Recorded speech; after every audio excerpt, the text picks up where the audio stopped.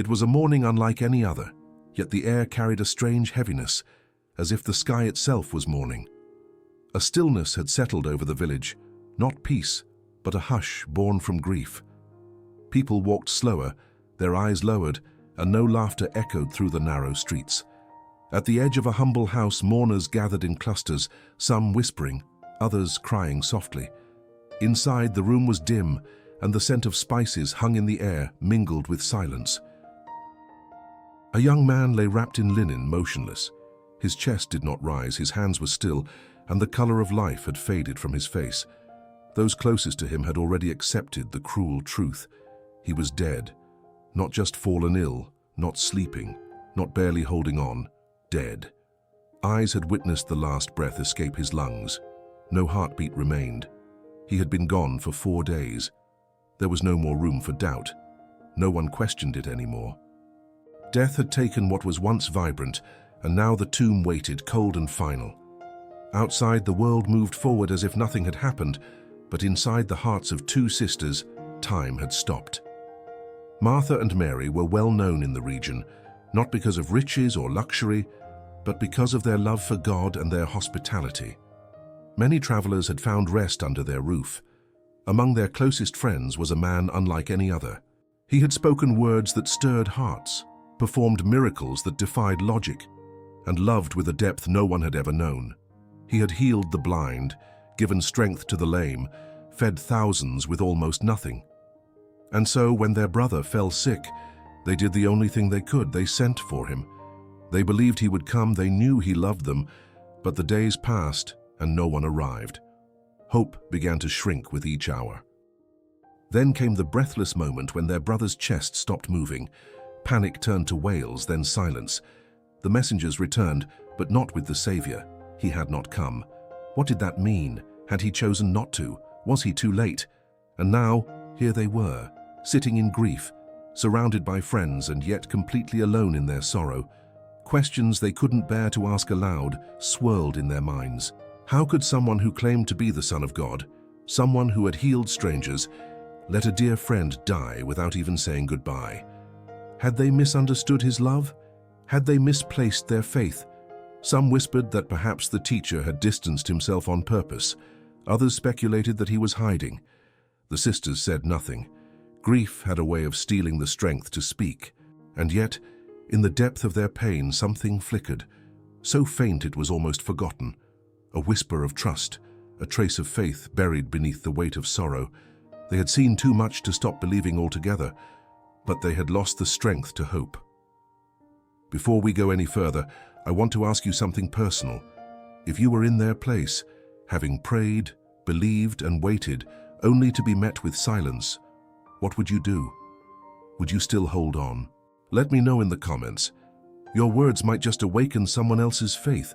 Elsewhere, not far away, that very man was standing still, looking toward the distant hills. His eyes were not confused. He had known from the beginning what was happening. When the messengers had found him, he did not rush to follow them. He simply said, "This sickness is not unto death, but for the glory of God, that the Son of God may be glorified through it." To those around him, the response seemed strange. Lazarus was not just sick, he was dying. And yet their master did not move. For 2 days he remained where he was. Time passed, the silence grew. Finally he turned to his disciples and said, "Let us go to Judea again." Confusion filled their hearts. Judea? Was it not dangerous? And why now? The answer was cloaked in mystery, but the teacher's steps were certain. Love had not forgotten. Love had not failed. Love had waited on purpose. For God does not move according to fear or pressure, but by divine design. And in that delay, eternity was preparing to collide with the grave. The road to Bethany was familiar, but today it felt different. The weight in the air was not from the weather, it was spiritual. As he approached the village, the people began to murmur.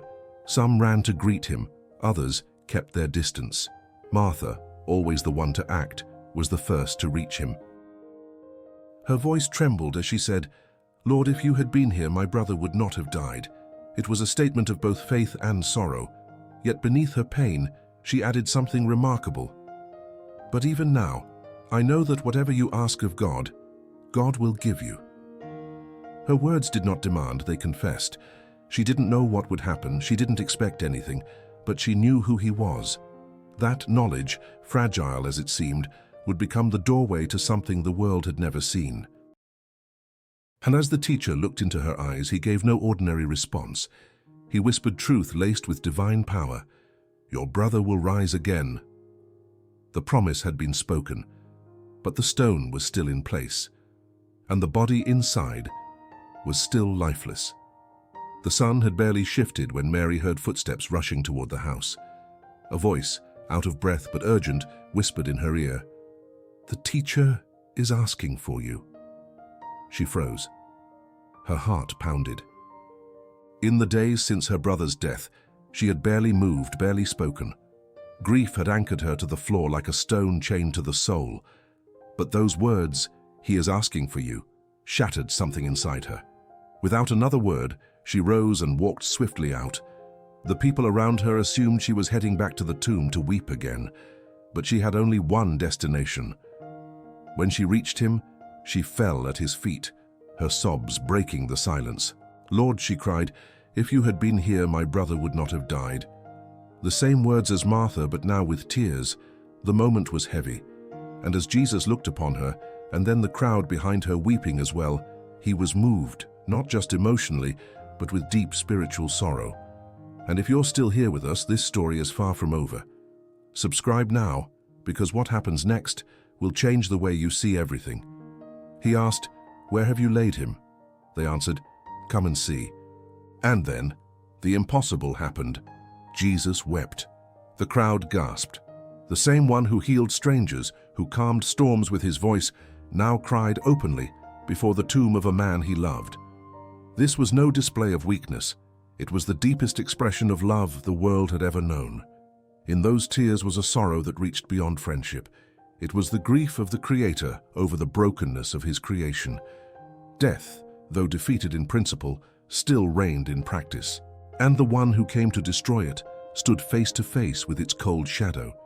Some bystanders whispered, "See how he loved him," while others scoffed, "Could not he who opened the eyes of the blind man have kept this man from dying?" The weight of that question lingered in the air. But what they didn't understand was that this moment had been appointed in eternity, not to prevent death, but to defeat it publicly, not just for Lazarus, but for every heart that had ever lost someone.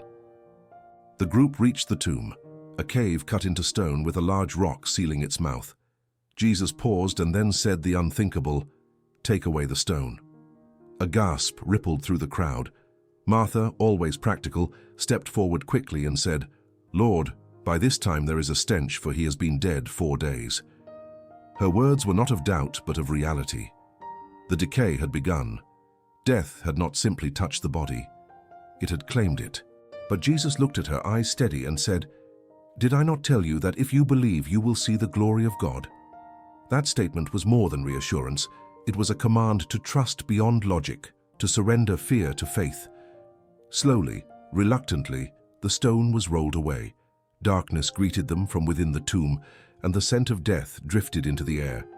The crowd fell silent. Every eye turned to Jesus. He lifted his eyes toward heaven and said, "Father, I thank you that you have heard me." The air stood still, charged with something unexplainable, something divine. Then, with a voice that echoed through the hills, he cried, "Lazarus, come forth." The command was clear, personal, unmistakable. He didn't speak to death in general. He called one man by name, and somewhere beyond what human eyes could see, a soul responded. Bones stirred, flesh knit, breath returned. A figure began to move inside the darkness of the tomb. Moments passed, each one thick with awe and terror. Then a sound, soft, scraping steps. A man wrapped in grave clothes emerged, his hands and feet bound, his face covered with a cloth. The impossible had happened. Life had returned where death had ruled. A scream escaped someone's throat.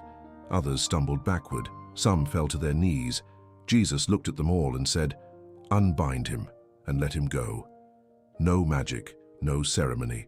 Just the word made flesh commanding death to reverse itself, and it obeyed. This was no illusion. Everyone had seen him die, and now everyone watched him live again. Word spread like wildfire. No one could remain silent. Witnesses ran through the village shouting the miracle. Crowds gathered. Some rejoiced, others trembled. The religious leaders, hearing the news, did not celebrate. Instead, they gathered in secret, whispering, "What are we to do? For this man performs many signs." Jealousy stirred in their hearts. Power feared loss. And the very miracle that proved Jesus was the Messiah became the spark that would soon light the path to the cross. But in that moment, none of that mattered to the sisters. Mary and Martha fell at his feet weeping again, but this time with joy. Their brother, once wrapped in death, now stood breathing before them. God had moved not in their time, but in his perfect time. And what was once a funeral became a testimony. But the story, as glorious as it seems, was not over, because every miracle opens a door, and behind this one waited a storm no one expected. They had all seen it. The dead man had walked out of the tomb. No illusion, no parable, no trick. This was not a healing. It was a reversal of what humanity had always accepted as final. Lazarus had been dead for 4 days. The flesh had begun its journey back to dust. And yet here he was, blinking against the sunlight, gasping fresh air, stepping awkwardly as others helped remove the linen that bound his body. The crowd was paralyzed. Some stood with mouths agape, others sobbed aloud, and a few ran in every direction to tell what they had just witnessed.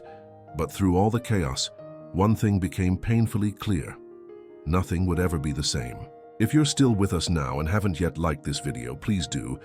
It helps us bring more stories of faith, hope, and power to those who need it. Because what happens next isn't just about Lazarus, it's about you. For many, the miracle sparked worship.